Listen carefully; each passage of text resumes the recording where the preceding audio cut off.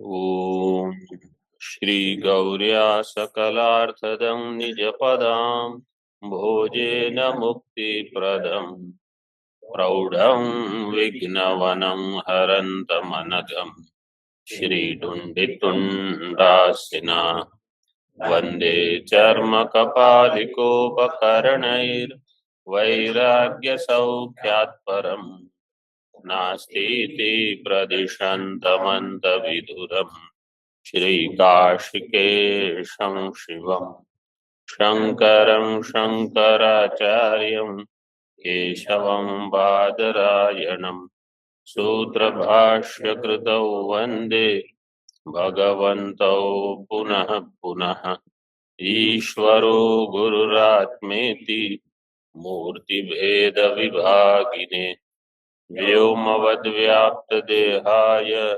दक्षिणामूर्तये नमः। ओम शांति शांति शांति। तत्तु समन्वयात का द्वितीय वर्णक चल रहा है। इसमें पूर्व पक्षी की क्या समझ है वेदांत के वाक्य के बारे में? विधि वाक्य कौन से विधि के शेष हैं? ये उपासना विधि के शेष हैं। तत्शेषतया ये वाक्य घट जाएंगे। भाष्य में हमने देखा 154 पृष्ठ पर जो भोले बाबा वाले रत्न टीका जिसके पर है रत्नप्रभा, अतः पुरुषम क्वचित विषय विशेष प्रवर्तयत कुतश्चित विषय विशेषान निवर्तयच्च अर्थवत शास्त्रम। जब वो प्रवृत्ति निवृत्ति कराएगा तो वो शास्त्र अर्थवत होगा, अन्यथा उसमें कोई प्रयोजन सिद्ध नहीं होता। तत्शेषतया च अन्यद उपयुक्तम, इसके शेष होकर अन्य वाक्य उपयुक्त हो जाते हैं। तत्सामान्यात, वही समानता वेदांत में भी है। सामान्यात वेदांतानामपि तथैव अर्थवत्वम स्यात्, ऐसे पूर्व पक्ष कहेगा। आगे टीका में देखिए, ननु वेदांतेषु नियोज्यस्य विधेयस्य च अदर्शनात् कथम कार्यधीरिति तत्र आह। अब सिद्धांति पूछेगा कि वेदांत में तो कोई ऐसा नियोज्य अथवा विधेय है ही नहीं। नियोज्य का अर्थ है जिसको वहां जोड़ा जाए, जिसके लिए विधान किया गया है, और विधेय जिसका विधान किया गया है। तो ना वहां कोई नियोज्य है ना कोई विधेय है। तो कार्य बुद्धि वेदांत में कैसे आएगी? वेदांत कार्यपरक है, ये बुद्धि कैसे बनेगी? ये प्रश्न होगा। किसके द्वारा? सिद्धांति के द्वारा। सती च विधि परत्वे यथा स्वर्गादि कामस्य अग्निहोत्रादि साधनम विधीयते एवं अमृतत्व कामस्य ब्रह्म ज्ञानम विधीयत इति युक्तम। विधि परत्वे सती, जब वो वाक्य विधि परक हो जाएंगे, विधि परत्वे सती, जैसे स्वर्गादि कामस्य अग्निहोत्रादि साधनम, कल बताया था, स्वर्ग की कामना के लिए अग्निहोत्र ज्योतिषोम ये सब करेंगे। इसी प्रकार अमृतत्व की कामना हो उसके लिए ब्रह्म ज्ञान साधनम, वो भी विधान करेंगे। जैसे वहां ज्योतिषोम का ज्ञान चाहिए, इस प्रकार यहाँ ब्रह्म का ज्ञान चाहिए। फिर वहां ज्योतिषोम में कुछ क्रिया होगी, यहाँ आप उपासना क्रिया करो, तो बराबर हो गया। पूर्व पक्षी की बुद्धि बिल्कुल स्पष्ट है। स्वर्ग काम है, अमृत काम है, अग्निहोत्र ज्योतिषोमादि का ज्ञान, ब्रह्म का ज्ञान। फिर वहां कुछ क्रिया है, यहाँ मानसिक क्रिया करके उपासना कर लेंगे। इति युक्तम, यहां तक पूर्व पक्षी ने समझ बताई। अब सिद्धांति देखो, बहुत ही सुंदर प्रश्न उठाया है सिद्धांति ने। ननु धर्म ब्रह्म जिज्ञासा सूत्रकाराभ्याम इह कांडद्वये अर्थभेद उक्तः एक कार्यार्थत्वे शास्त्र भेदानुपपत्तेः। धर्म ब्रह्म जिज्ञासा सूत्रकाराभ्याम, धर्म जिज्ञासा सूत्रकार कौन है? जैमिनी महर्षि। ब्रह्म जिज्ञासा सूत्रकार कौन है? बादरायण। तो धर्म ब्रह्म जिज्ञासा सूत्रकाराभ्याम, इसका अर्थ क्या हो गया? हाँ, कैसे कहेंगे? महर्षि का द्विवचन क्या होगा? महर्षि दीर्घ, तो महर्षिभ्याम, दो महर्षियों के द्वारा, कांड द्वये, दो कांड से, हाँ, कर्म और ज्ञान का कांड द्वये, तो दो आचार्यों के द्वारा दो कांड में अगर अर्थ भेद नहीं हो, अर्थ भेद उक्ता, दोनों ने दो अलग अलग विषय को बताया, एक ने धर्म को बताया, एक ने ज्ञान को बताया। धर्म कहाँ है? कर्म कांड में धर्म का विषय है, क्योंकि कांड द्वय बोल दिया, और वहां ज्ञान कांड में ब्रह्म विषय हुआ। अगर इनका एक ही कार्य हो, एक कार्यार्थत्वे शास्त्र भेदानुपपत्ति है, तो दो शास्त्र की आवश्यकता ही नहीं थी। अगर ये भी वही करता है, कर्मकांड शास्त्र और उसके सूत्र, और ये अन्य भी वही करता है, तो एक ही शास्त्र की रचना होती, दो शास्त्र क्यों बनाते? एक कार्यार्थत्वे शास्त्र भेद अनुपपत्ति, तत्र कांडद्वये जिज्ञास्य भेदे सति फल वैलक्षण्यम वाच्यम। इसलिए सिद्धांति क्या कहेगा? कांड द्वय में जिज्ञास्य भेद है, कांड द्वय में जिज्ञास्य भेद है। कर्म कांड में जिज्ञास्य क्या है? अथा तो धर्म जिज्ञासा दे दी, और ज्ञान कांड में जिज्ञास्य है ब्रह्म, अथा तो ब्रह्म जिज्ञासा। तो कांड द्वय में जिज्ञास्य दो भिन्न है, तो अगर दो भिन्न विषय की जिज्ञासा है तो फल में भी भेद होना चाहिए। सति जिज्ञास्य भेदे सति फल वैलक्षण्यम वाच्यम। तथा च, इसलिए न मुक्ति फलाय ज्ञानस्य विधेयता, मुक्तिर विधेय क्रियाजन्यत्वे कर्म फलात् अविशेष प्रसंगात्। तथा च, इसलिए न मुक्ति फलाय ज्ञानस्य विधेयता, मुक्ति फल के लिए ज्ञान में विधेयता नहीं होगी, ज्ञान विधेय नहीं होगा। ज्ञान में विधि नहीं, सरल शब्द में अगर बताना है तो ज्ञान में विधि नहीं हो सकती। जैसे आप कर्म में विधि बताते हो स्वर्ग के लिए, इसी प्रकार यहाँ मुक्ति फल के लिए ज्ञान में विधि नहीं बता सकते। और अगर मुक्ति विधेय क्रिया से जन्य होगी, मुक्ति अगर किसी विधान करके क्रियाजन्य मुक्ति होगी, तो वो भी कर्म फल हो जाएगी। जैसे अन्य विधान करके कुछ फल की उत्पत्ति होती है, तो मुक्ति भी एक कर्म का फल हो जाएगी। तो कर्म फलत्वात् अनित्यत्वम, वहां अनित्यत्व दोष आ जाएगा। मुक्तिर विधेय क्रियाजन्यत्वे कर्म फलात् विशेष प्रसंगात् अविशेषे जिज्ञास्य भेदा सिद्धे। मुक्ति अगर विधेय क्रियाजन्य होगी तो वो भी कर्म फल होगी, कर्म फल ही अन्य प्रकार का कर्म फल होगा। वो कर्म फलात् अविशेष प्रसंगात्, कर्म फल से वहां विशेष नहीं होगा, वो अविशेष रहेगा। अविशेष होने पर अविशेषे जिज्ञास्य भेद असिद्धे है, जिज्ञास्य के भेद की सिद्धि नहीं होगी। न मुक्ति फलाय, वो ना, तथा च न मुक्ति फलाय ज्ञानस्य विधेयता। हमारे इसमें अगर कुछ अनुस्वार वगैरह है तो काट दीजिए।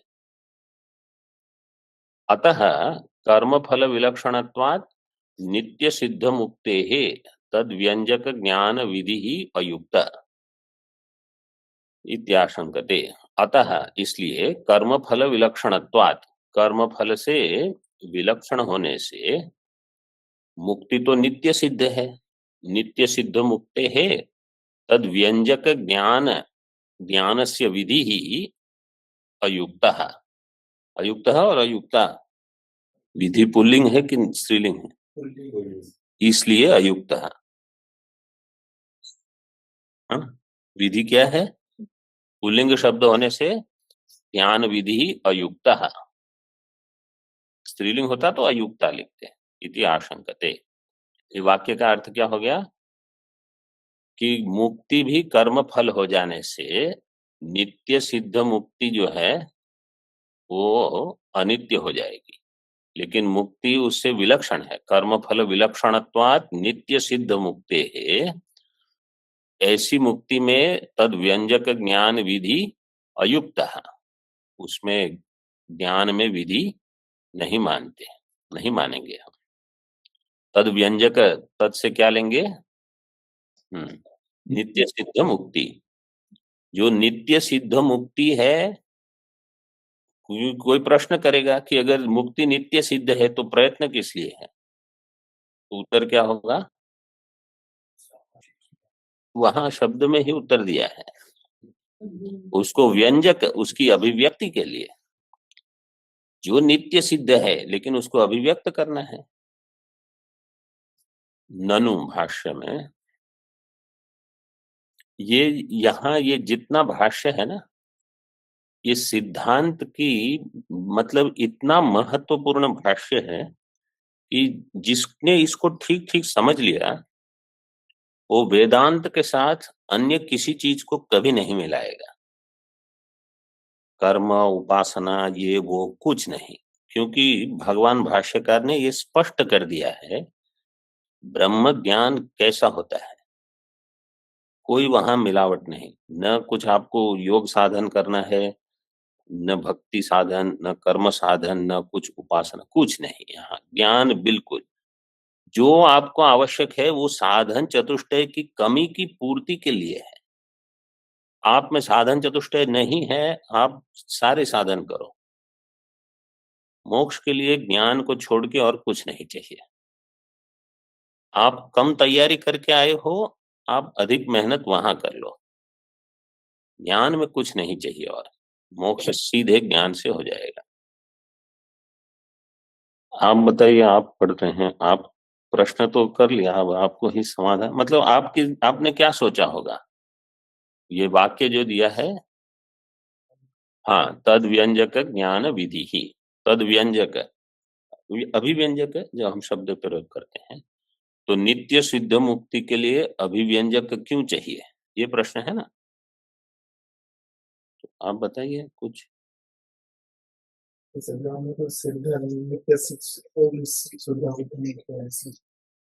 ब्रह्माकार वृत्ति की क्या आवश्यकता है, मूल प्रश्न सीधे हम वही कर सकते हैं। अगर ब्रह्म नित्य सिद्ध है तो ब्रह्माकार वृत्ति, क्योंकि अभिव्यंजक कौन हो गया? अभिव्यंजक ज्ञान का अर्थ है पुस्तकें नहीं, अभिव्यंजक ज्ञान क्या होगा? ब्रह्माकार वृत्ति। ब्रह्माकार वृत्ति की क्या आवश्यकता है, ये प्रश्न हुआ। तो अभी प्रश्न के पहले ही मतलब हमको बहुत सोचना पड़ेगा, क्योंकि शास्त्र में ब्रह्माकार वृत्ति का अच्छे से प्रतिपादन हुआ है। तो अगर हम उसी को प्रश्न चिन्ह करेंगे कि इसकी तो आवश्यकता नहीं हुई। ब्रह्माकार वृत्ति किस लिए चाहिए? मैं अहंकार हूं, कर्ता भोक्ता, कर्म फल से संबंधित, कर्म से संबंधित, इस ज्ञान को अथवा इस अज्ञान को काट के मैं अकर्ता अभोक्ता ब्रह्म हूं, ये जो नई समझ बननी है, इसके लिए वृत्ति चाहिए। ब्रह्म तो नित्य सिद्ध है, मैं ब्रह्म हूं, लेकिन ये भ्रांति जो बनी हुई है कर्तृत्व भोक्तृत्व वाली, कि कहीं किसी ने कुछ कह दिया तो कैसे हमको चुभता है, किसी को काटने के लिए। ये सारी प्रक्रिया इसीलिए है। किसी को हमने देख लिया, किसी ने कुछ कह दिया, किसी ने कुछ नहीं कहा, हर चीज में हम दुखी हो सकते हैं। दुखी होने के लिए कितने कारण हैं? अनंत। सुखी होने के लिए एक ही कारण है, ब्रह्माकार वृत्ति। बाकी सब तो अन्य प्रकार से दुख में परिवर्तन हो जाएगा उसका। इसीलिए ये सारी साधना है। तो ये दो मैं, जो मैं नहीं हूं, अथवा आप अन्य प्रकार से इसको कर सकते हैं। ये तो प्रकरण हमारा चल रहा है गीता में, इसलिए इसी को दृष्टांत देके बताया। अध्यास को काटने के लिए आत्मा और अनात्मा मिले हुए हैं, अनात्मा को हम अलग नहीं कर पा रहे हैं, उसको मिथ्या नहीं समझ सकते हैं। तो आत्मा की अभिव्यक्ति नहीं करनी, वो तो स्वयं प्रकाश है। है कि नहीं? लेकिन तो ज्ञान इसीलिए चाहिए कि अविद्या वहां जब तक है, आपको उस स्वयं प्रकाश नित्य शुद्ध बुद्ध मुक्त ब्रह्म का आनंद नहीं लेने देगा, वो दुखी करती रहेगी। आप सबको बताओगे कि मैं ब्रह्म हूं, मैं आनंद स्वरूप हूं, समझ में आया कि नहीं? बोलेंगे हाँ हाँ आया। आपको ही समझ में नहीं आया है। ये माया ये ऐसी है। आप कहीं भी बता सकते हो कि मैं ये हूं, और खुद अंदर इस आनंद को अनुभव नहीं कर सकते। तो जब तक ये अविद्या बैठी है, इसकी अभिव्यक्ति के लिए ब्रह्माकार वृत्ति चाहिए। अगर हम इसमें दृढ़ हो सकते हैं कि मैं नित्य शुद्ध ब्रह्म हूं, चाहे दुख हो भी तो भी मैं उस दुख का प्रकाशक हूं, मैं वो दुख का अनुभव करने वाला नहीं हूं, ये अगर हम कर सकते हैं इतना विवेक, इसका अर्थ है वृत्ति हो गई, ब्रह्माकार वृत्ति हो गई। वो नहीं हो रहा है इसलिए प्रयास करते रहना पड़ेगा। इसका हम ही प्रमाण रहेंगे, कोई और लिख के देगा ये बड़े महात्मा हैं, ये आचार्य हैं, ये अमुक है, ये मंडलेश्वर है, महामंडलेश्वर, आप कितने भी कागज इकट्ठे कर लो, हमको पता है हम कहाँ हैं, है कि नहीं? बस वो बाकी के उससे क्या लाभ है? उसका कोई, चाहे कोई 15 हार पहना दे, कितने नारियल फोड़ दे आपके सिर के सामने, मतलब पैर के सामने, वो कोई लाभ नहीं। वो मतलब वो ठीक है, उनकी भावना है, उनकी श्रद्धा है, उनको बल मिलेगा। आपको तो हमेशा ये परीक्षा करती रहनी पड़ेगी कि मैं कहाँ हूँ? हम कहाँ खड़े हैं? ननु भाष्य में, ननु इह जिज्ञास्य वैलक्षण्यम उक्तम। जिज्ञासा में वैलक्षण्यम क्या है देखिए। ये भाष्यकार ने ये प्रसंग ही इसलिए उठाया है क्योंकि यहाँ भ्रांतियां बहुत होती है, इसलिए ये विषय लेते हैं ये। कर्मकांडे भव्यो धर्मो जिज्ञास्य इह तु भूतम नित्य निर्वृत्तम ब्रह्म जिज्ञास्यम इति। आपके पुस्तक में निर्वृत्तम पाठ है, बना है, ठीक है। जिसके पुस्तक में नित्य ब्रह्म जिज्ञास्यम केवल इतना है, नित्य निर्वृत्तम बना सकते हो, हमारे इसमें ऐसा पाठ है, लेकिन नीचे टिप्पणी में लिखा है कि ये पाठ सभी जगह नहीं है, तो लिख सकते हो। निर्वृत्तम का अर्थ क्या है? सिद्धम। सिद्धम, नित्य सिद्ध ब्रह्म। तो कर्मकांड में जो धर्म जिज्ञास्य है, वो धर्म कैसा है? नहीं, पंक्ति यहां देखो, भव्य है। भव्य का अर्थ क्या है? साध्य होगा, वो अभी नहीं है, वो भविष्य में प्राप्त होगा। कर्मकांडे जिज्ञास्य धर्मो भव्य। इह इह तु ज्ञान कांडे नित्य निर्वृत्तम भूतम ब्रह्म जिज्ञास्यम। भूत, भूत मतलब पहले से है, बनाया हुआ है ब्रह्म। और भाष्य में देखिए, तत्र धर्म ज्ञान फलाद अनुष्ठानापेक्षाद विलक्षणम ब्रह्म ज्ञान फलम भवितुम अर्हति। तत्र धर्म ज्ञान फलाद अनुष्ठान अपेक्षात, धर्म ज्ञान का फल कब होगा? जब कुछ अनुष्ठान करोगे, उससे विलक्षण ब्रह्म ज्ञान का फल होना चाहिए। धर्म ज्ञान फलाद अनुष्ठान अपेक्षात विलक्षणम ब्रह्म ज्ञान फलम भवितुम अर्हति। टीका में देखिए, मुक्ते हे कर्म फलाद वैलक्षण्यम असिद्धम इति तदर्थम ज्ञानम विधेयम। पूर्व पक्ष कहेगा मुक्ति जो है वो कर्म फल से विलक्षण नहीं है। आप कहते हो वो विलक्षण है, कुछ विलक्षण नहीं। कर्म फलाद वैलक्षण्यम असिद्धम, इसलिए ज्ञान के लिए विधान चाहिए। तदर्थम ज्ञानम, तद का अर्थ क्या है? मुक्ति, मुक्त्यर्थम ज्ञानम विधेयम।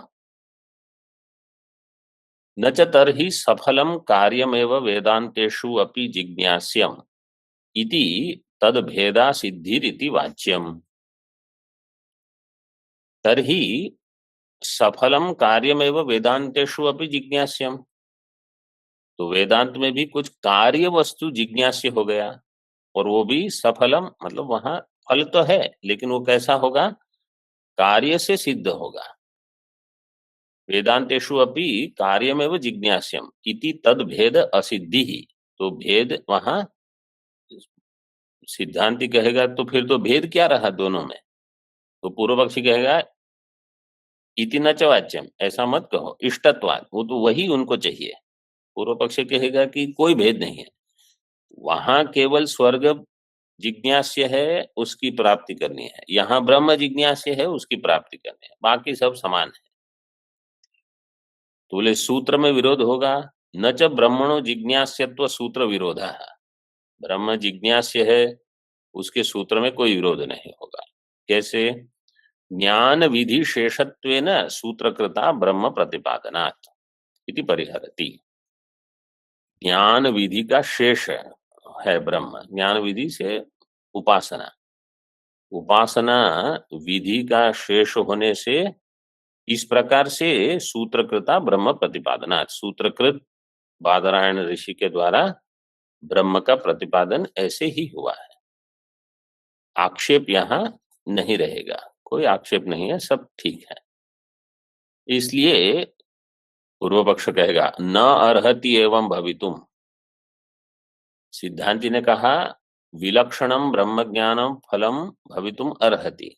पूर्व पक्ष कहेगा न अर्हति एवं भवितुम न अर्हति, ये ठीक नहीं है। क्यों? कार्य विधि प्रयुक्तस्यैव ब्रह्मणः प्रतिपाद्यमानत्वात्। ब्रह्म कैसा है? कार्य विधि से प्रयुक्त, कुछ न कुछ कर्म को वहां, कर्म मतलब उपासना, वो भी जोड़ सकते हो, ब्रह्मणः प्रतिपाद्यमानत्वात्। तो कभी कभी क्या होता है, ये मतलब एक विचारणीय विषय है। मुख्य वेदांत का जो सिद्धांत है ना, उसमें केवल एक ही प्रश्न करेंगे आचार्य, आपको समझ में आया कि नहीं समझ में आया? क्या कि आप ब्रह्म हो कि नहीं? नहीं समझ में आया और करो श्रवण, बस, वो और कोई साधन नहीं। जो मुख्य सिद्धांत को पकड़ के रखते हैं ना, ऐसे आचार्य केवल वहां, और वो पूछेंगे भी नहीं, उनको पता है इनको समझ में आया कि नहीं समझ में आया कि मैं ब्रह्म, मतलब अपरोक्ष हुआ कि नहीं हुआ, सीधे। और ज्ञान के बाद वहां और कोई आवश्यकता नहीं, क्योंकि हम श्रवण से, विवरण प्रस्थान में श्रवण से ही ज्ञान मानते हैं, निधिध्यासन वगैरह को मुख्य नहीं माना, वो तो अंग है। तो नहीं समझ में आया, ठीक है, पढ़ते रहो बस, और कुछ नहीं। और बाकी कुछ आचार्य हैं, वो जानते हैं कि इतनी सरलता से कहाँ समझ में आएगा, वो कहेंगे अच्छा ठीक है, ये करो वो करो, कुछ बताते रहेंगे। वो भी जानते हैं कि ज्ञान अंत में श्रवण से होगा। भामती मत में इन सब में थोड़ा थोड़ा कुछ विरोध है, क्योंकि वहां ज्ञान के लिए श्रुति को करण नहीं मानकर संस्कृत अंतःकरण को करण माना है। मन, मनन निधिध्यासन संस्कृत मनसा एव इदम आप्तव्यम, वो श्रुति बताते हैं।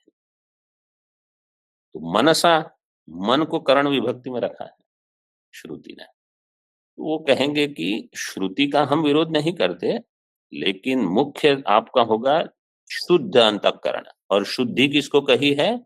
जहां अत्यधिक मनन निधिध्यासन हुआ हो, उस अंतःकरण को वो शुद्ध कहेंगे।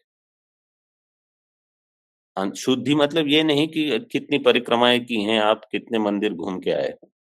यहाँ तो शुद्धि सीधी वही है, कितना मनन किया है, कितना निधिध्यासन हुआ है। ऐसे शुद्ध अंतःकरण में ज्ञान होगा, वो शुद्धि को वहां अधिक महत्व देते हैं। लेकिन शुद्ध कैसे हुआ? मनन निधिध्यासन से। अन्य अन्य जो कार्य है, उनके मत में उसका पर्यवसान पहले ही हो गया है विविदिशा में। जैसे विविदिशा उत्पन्न हुई, वेदानुवचन यज्ञ दान तप उनका काम हो गया, अब आपको इसी के बल से चलना है। उनके मत में ऐसा है, ये वेदांत परिभाषा में बिल्कुल स्पष्ट किया है। न अर्हति एवं भवितुम कार्य विधि प्रयुक्तस्यैव ब्रह्मणः प्रतिपाद्यमानत्वात्, क्योंकि ब्रह्म जो प्रतिपाद्य है वेदांत में, वो कार्य विधि प्रयुक्त है, कार्य विधि के साथ जुड़ा हुआ है, स्वतंत्र नहीं है ब्रह्म का प्रतिपादन। और उनको कहीं ना कहीं से कोई ना कोई श्रुति मिल ही जाएगी, अथवा श्रुति का अर्थ वो ऐसे कर देंगे, जैसे यहां देखिए अभी कैसे किया है। टीका में देखिए, ब्रह्मणो विधि प्रयुक्तत्वम स्फुटयति। ब्रह्मणो विधि प्रयुक्तत्वम कौन कहेगा? पूर्व पक्षी। पूर्व वो कहेगा ब्रह्म विधि प्रयुक्त है, ब्रह्म में भी विधि है। कैसे? आत्मा वारे द्रष्टव्यो द्रष्टव्य। देखो यहाँ तव्य प्रत्यय लगा के विधान कर दिया। यह आत्मा अपहत पापमा सो अन्वेष्टव्य, यहाँ भी तव्य प्रत्यय लगा के विधान है। स विजिज्ञासितव्य। तो उपनिषद के जो मुख्य मुख्य मंत्र हैं उसी का उदाहरण उदाहरण देके वो कहते हैं, देखिए यहाँ बताया गया आत्मेत्येवोपासित, आत्मा इसी की उपासना कीजिए। विद्या सूत्र आत्मेत्येवोपासित, आत्मानमेव लोकम उपासित। ये भी बृहदारण्यक 1:4 दिया है ना, संख्या 15 में। तो ब्रह्म कैसा है? मेरा ही स्वरूप है ये जगत, ऐसा ब्रह्म। मतलब जगत जो है वो आत्म रूप से है। आत्मानम लोकम एवं उपासित, ब्रह्म वेद ब्रह्मैव भवति इत्यादि विधानेषु सत्सु। ये सारे जो उपनिषद मंत्र हैं, इनके विधान होने पर कोई प्रश्न पूछेगा, कोसावात्मा किम तद ब्रह्म इत्याकांक्षायाम तत्स्वरूप समर्पणेन सर्वे वेदांता उपयुक्ता। उस स्वरूप के समर्पण से, मतलब ब्रह्म का स्वरूप बता देंगे और उसमें विधि भी हो गई सार्थक। स्वरूप समर्पणेन सर्वे वेदांता उपयुक्ता। नित्यः सर्वगतः स्थाणुः प्रचलोयम सनातनः नित्य शुद्ध बुद्ध मुक्त स्वभावः विज्ञानम आनंदम ब्रह्म इति एवं आदयः। विज्ञानम आनंदम ब्रह्म, आगे रातु दाति परायणम इति एवं आदयः। कोन्वेनम जनयेदिति वहां दिया है। टीका में देखिए, ब्रह्म वेद इति अत्र ब्रह्म भाव कामो ब्रह्म वेदनम कुर्यात् इति विधि परिणम्यते इति द्रष्टव्य। कोई कहेगा ब्रह्म वेद ब्रह्मैव भवति, यहाँ कहाँ विधि है? तो कहते हैं इति अत्र ब्रह्म भाव कामो ब्रह्म वेदनम कुर्यात्, आ गया कुर्यात्, ये विधि डाल दी। इति विधि ही परिणम्यते, तब हो जाएगा। इति द्रष्टव्य। वो बृहदारण्यक में और एक मंत्र है, तमेव धीरो विज्ञाय प्रज्ञां कुर्वीत ब्राह्मणः नानुध्यायान बहुन शब्दान वाचो विज्ञापनम पेतक। तो वहां कैसे दिया है? तमेव धीरो विज्ञाय, फिर प्रज्ञां कुर्वीत। तो पहले विज्ञाय फिर प्रज्ञां कुर्वीत, तो पहले श्रवण करके फिर प्रज्ञा कैसे करोगे? मन निधि ध्यासन से। तो कहेंगे देखो यहाँ विधान कर दिया है, प्रज्ञां कुर्वीत ब्राह्मण। तो वास्तव में क्या होता है, इतने सारे मंत्र है ना, मंत्रों की इतनी अच्छी मीमांसा अगर नहीं हुई है बुद्धि में, तो आधा अधूरा मंत्रों का ज्ञान होगा। और बुद्धि में अगर वो प्रकट नहीं होते तो प्रश्न ही नहीं होगा कि अच्छा तो फिर यहाँ ऐसे कैसे दिया है, वहां ऐसे कैसे दिया। तो बुद्धि में अन्य अन्य चिंतन चलते रहते हैं, तो प्रश्न कहाँ होंगे शास्त्र विषय। और कुछ जो बताया है उतना ही पछता नहीं, फिर इतनी सारी चीज जो बता देते हैं उतना ही विचार नहीं हो कर सकते। लोकम ज्ञान स्वरूपम, वहां दिया है कि आत्मानम एवं लोकम उपासित, तो लोकम का अर्थ किया ज्ञान स्वरूप, आत्मा को ज्ञान स्वरूप से उसकी उपासना करे, ऐसे दिया। वेदांतान एवं अर्थ तो दर्शयति, वेदांत को बताते हैं नित्य सर्वगतः, नित्य शुद्ध बुद्ध मुक्त इत्यादि। ननु किम विधि फलम इति तदाह, विधि का फल क्या है? तद उपासनात् शास्त्र दृष्टो अदृष्टो मोक्षः फलम भविष्यति इति। तद उपासनात्, ब्रह्म की उपासना। कैसा ब्रह्म? जो नित्य सर्वगतः है, नित्य शुद्ध बुद्ध मुक्त है, विज्ञानम आनंदम है, ऐसे ब्रह्म की उपासना से शास्त्र दृष्टो अदृष्टो मोक्षः। इसका अर्थ क्या है? शास्त्र दृष्टो में क्या समास लगेगा? शास्त्रेण दृष्ट और अदृष्ट नहीं, शास्त्रेण दृष्ट शास्त्र दृष्ट, मतलब शास्त्र के द्वारा देखा गया है। और वो कैसा है मोक्ष? शास्त्रेण दृष्ट कहा मोक्ष, अन्य पद है मोक्ष। शास्त्र दृष्ट मोक्ष जो कि अदृष्ट है, मतलब किसी पुण्य के परिपाक से प्राप्त होगा। जैसे स्वर्ग अदृष्ट का परिणाम है, धर्म जिसको कहते हैं, ऐसे ही मोक्ष भी वो कहेंगे कोई ऐसा अदृष्ट है जिसकी फल की प्राप्ति होगी।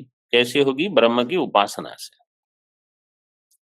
तो ये तो केवल शब्द ऐसे रखे हैं, शास्त्र दृष्ट अदृष्ट मोक्ष फलम भविष्यति, ऐसे मोक्ष की प्राप्ति हो जाएगी। तो उनके लिए जो फल है वेदांत अध्ययन का और फिर उपासना का, वो अदृष्ट फल है। हम कहेंगे वेदांत ज्ञान का फल दृष्ट है। यही आपको फल मिल जाएगा कि मैं ब्रह्म हूं कि नहीं, आप जीवन मुक्त हो कि नहीं, यहीं पर उसकी परीक्षा है। और कहाँ, मतलब ऐसा नहीं है कि मैं जब स्वर्ग जाऊंगा फिर मैं स्थित प्रज्ञ हो जाऊंगा अथवा ब्रह्मलोक में। यहाँ नहीं हुए तो वहीं भी नहीं होंगे, और जब यहाँ हो गए तो कहीं आपको कोई चिंता ही नहीं है। प्रत्येक टीका में प्रत्येक ब्रह्म उपासनात् ब्रह्मविद आपनोति परम इति शास्त्रोक्तो मोक्षः स्वर्गवल लोका प्रसिद्धः फलम इत्यर्थः। प्रत्येक ब्रह्म की उपासना करने से क्या होगा? ब्रह्मविद आपनोति परम, ये वाक्य कहाँ है? तो जो ब्रह्मविद, वो कहेंगे विद का अर्थ है यहाँ ब्रह्म उपासक। ब्रह्म उपासक किसको प्राप्त करेगा? परम, वो ब्रह्म को प्राप्त करेगा। कैसे? शास्त्रोक्तो मोक्षः स्वर्गवत लोक अप्रसिद्ध, लोक में यह अप्रसिद्ध है, मतलब इसका दृष्ट फल नहीं होगा। जो लोक में प्रसिद्ध होगा वो दृष्ट फल होगा। बोलेंगे ये ब्रह्म तो अप्रसिद्ध है, इसलिए इसका फल अदृष्ट है। जैसे स्वर्ग, स्वर्गवत।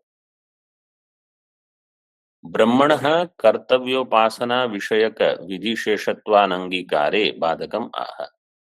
ब्रह्मणः कर्तव्य उपासना विषयक विधिशेषत्व, ब्रह्म कैसा है? कर्तव्य उपासना विषयक विधि का शेष, इसको स्वीकार नहीं करेंगे। कर्तव्य उपासना विषयक विधि शेषत्व अनंगीकारे, तो पूर्व पक्ष कहेगा इसमें बाधक हो जाएगा, आपको स्वीकार करना ही पड़ेगा। कर्तव्य विधि अननुप्रवेशे तु वस्तु मात्र कथने हानोपादाना संभवात् सप्तद्वीपा वसुमती राजासौ गच्छति इत्यादि वाक्यवत वेदांत वाक्यानाम अनर्थक्यम एवं स्यात्। ये कौन कहेगा? जो कहेगा वेदांत वाक्यानाम अनर्थक्यम, वो तो पूर्व पक्ष ही होगा। वो क्या कहते हैं? कर्तव्य विधि अननुप्रवेश है। कर्तव्य विधि का अगर आप प्रवेश नहीं करोगे तो वेदांत वाक्य कैसे हो जाएंगे? वस्तु मात्र कथन वाले, केवल बता देंगे ये ब्रह्म है, ये ऐसा है वैसा है, वो जिसमें कोई हान उपादान नहीं है, हानोपादान असंभवात। तो जैसे सप्तद्वीपा वसुमती राजा सौ गच्छति, ये वाक्य क्या है? आपको करना क्या है? इसमें केवल सुनना है। सप्तद्वीपा वसुमती तो हो, राजा गच्छति तो ठीक है। इसी प्रकार वेदांत वाक्य का भी अनर्थक्य हो जाएगा, इसलिए उसको कहीं कर्म में जोड़ दोगे ना तो बस फिर वो ठीक है। टीका में विधि विद्य संबद्ध सिद्ध बोधे प्रवृत्त्यादि फलाभावात् वेदांतानां वैफल्यम स्यात् इत्यर्थः। विधि असंबद्ध विषय असंबद्ध सिद्ध बोधे, विधि से जो जिसका संबंध न हो वो हो जाएगा विधि असंबद्ध। विधि असंबद्ध किसको कहना चाहते हैं? वेदांत वाक्य को, ब्रह्म को। विधि से जो असंबद्ध हो और सिद्ध वस्तु हो ब्रह्म, उसके बोध में प्रवृत्त्यादि फल अभावात, प्रवृत्ति निवृत्ति कुछ नहीं होगा, तो वेदांता नाम वैफल्यम स्यात्, फिर करना क्या है? कुछ करना तो, प्राप्त करना तो है नहीं, इसलिए विधि की आवश्यकता मानते हैं वो। व्यवहार में विधि की बहुत आवश्यकता है, ये भी स्पष्ट होना चाहिए। जैसे कोई हम कहेंगे सत्संग हॉल में कि समझो 9 बजे मंदिर में उपस्थित होना लाभदायक होगा, ऐसे कुछ सामान्य वाक्य कह दिया, वो कुछ ठीक है, जिसको जाना है हो जाए, लेकिन अगर ऐसे कह दिया 9 बजे सबको यहाँ उपस्थित होना है बस, तो वहां फिर संशय नहीं रहेगी। विधान जो है ना वो आपको कर्तव्य का सीधा बोध कर, अथवा किसको रहना है, समझो 3-4 व्यक्ति को कुछ सेवा देने, बोले आप 9 बजे मंदिर में आ जाना, हम आपसे बात करें, तो स्पष्ट हो जाता है।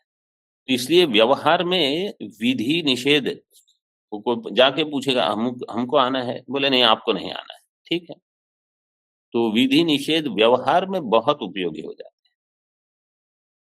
ब्रह्म, इसीलिए ये प्रश्न होते हैं, क्योंकि अन्य कहीं उन्होंने ये देखा ही नहीं है कि बिना विधान के भी कुछ लाभ हो सकता है। सरल केवल ये कह दिया सत्यम ज्ञानम अनंतम ब्रह्म, अयम आत्मा ब्रह्म, ये तो इसमें क्या होगा? ननु इति शंका स्पष्टार्था। अब ननु से आरंभ करते हैं। ये बहुत ही मतलब सीधे जो वेदांत अध्ययन करते हैं उन पर चोट है। किसके ऊपर? जो वेदांत अध्ययन करते हैं उनके ऊपर। ननु वस्तु मात्र कथनेपि रज्जुरियम नायम सर्पः इत्यादौ भ्रांति जनित भीति निवर्तनेन अर्थवत्वम दृष्टम, सिद्धांति कहेगा। ननु से सिद्धांति कहेगा कि वस्तु मात्र कथन में भी जैसे रज्जुरियम नायम सर्पः, इसमें कुछ विधि है नहीं है। ये ज्ञान से कोई लाभ होता है?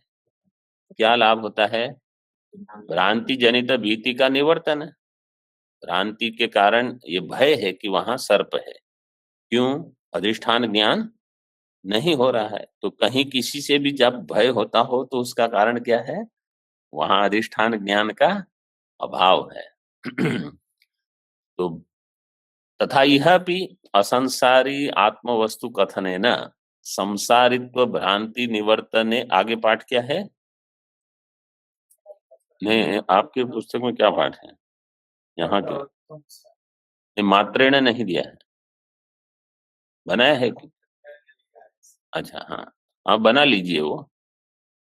संसारित्व भ्रांति निवर्तनेन मात्रेण अथवा निवर्तन मात्रेण, ऐसे पाठ भी लगा सकते हो। संसारित्व भ्रांति निवर्तनेन मात्रेण अर्थवत्वम स्यात्। निवर्तन मात्रेण ये पाठ और ठीक, आपने महाराज जी ने कैसे बताया था? निवर्तन है, मैंने तो निवर्तने न मात्रेण ऐसे जो हाँ ऐसे कर दिए, निवर्तन मात्रेण, संसारित्व भ्रांति निवर्तन मात्रेण अर्थवत्वम स्यात्। तो इसी प्रकार यहाँ अगर कह दिया यहाँ भी असंसारी आत्मवस्तु कथन है ना, कह दिया कि आप असंसारी हो तो संसार की भ्रांति की निवृत्ति होगी। और पूर्व पक्ष देखो क्या कहता है, स्याद एतदेवम्, यदि रज्जु स्वरूप, ये पूर्व पक्ष कहेगा, यदि रज्जु स्वरूप श्रवण मात्रेण, यहां भी मात्रेण जोड़ दीजिए, रज्जु स्वरूप श्रवण मात्रेण इव सर्प भ्रांति ही संसारित्व भ्रांतिर ब्रह्म स्वरूप श्रवण मात्रेण निवर्तेत न तु निवर्तते। श्रुत ब्रह्मणोपि यथा पूर्वम सुख दुखादि संसारित्व धर्म दर्शनात्। संसारित्व वहां तो जोड़ दीजिए।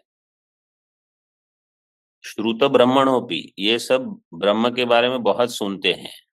कैसे हैं? जैसे पहले दुखी थे ऐसे ही यथा पूर्वम सुख दुखादि संसारित्व धर्म दर्शनात्। तो श्रवण से क्या हुआ? कौन कहेगा ये? वो कहते हैं इस उनको कुछ लगाओ, काम पे लगाओ, तब इनका कुछ ठीक होगा, नहीं तो केवल सुनने से कुछ नहीं होगा। तो हमें ऐसा लग रहा है कि पहले ब्रह्म सुना था और उसके पहले दुखी थे, अभी इतने साल से ब्रह्म का श्रवण कर लिया और अभी भी हाँ, तो ये पूर्व पक्ष की उक्ति सही हो जाएगी। वो हमको ही दृष्टांत लेते हैं, बोले इनको देखिए, पूछिए इनको कितने साल से सुनते हैं, क्या है इनकी परिस्थिति, दुखी है बस। तो पूर्व पक्ष के लिए सबसे सुंदर दृष्टांत कौन मिला? बोले मैं ही मिल गया उनको, हम ही उनके दृष्टांत बनते हैं। बोले देखो इनको, इससे अच्छा इनको कुछ विधि में दे दो, इनको कहो कुछ करे, तब इनका ठीक होगा। ये जितने पूर्व पक्ष यहाँ उठाए हैं ये बहुत प्रसिद्ध पूर्व पक्ष, ये तो मतलब सीधे ही वेदांत के ऊपर चोट मारी है कि देखो आप दृष्टांत देते हो रज्जुरियम नायम सर्प है, इतना सरल नहीं है। जब कोई कह देगा तुम असंसारी ब्रह्म हो तो संसार की निवृत्ति हो जाए, रज्जु सर्प में तो घट जाता है। तुम असंसारी ब्रह्म हो, इतना कहने से किसकी भ्रांति गई? ये पूर्व पक्ष कहेगा। भगवान भाष्यकार ने भी सुना होगा बहुत लोगों से ये, उनको भी किसी ने कहा क्या आप कहते हो, देखो आपके ही शिष्य बस। ओम पूर्णमदः पूर्णमिदं पूर्णात् पूर्णमुदच्यते पूर्णस्य पूर्णमादाय पूर्णमेवावशिष्यते। ओम शांति शांति शांति। शंकरं शंकराचार्यं केशवं बादरायणं सूत्रभाष्यकृतौ वन्दे भगवन्तौ पुनः पुनः। ईश्वरो गुरुरात्मेति मूर्तिभेदविभागिने व्योमवद्व्याप्तदेहाय दक्षिणामूर्तये नमः। ओम शांति शांति शांति।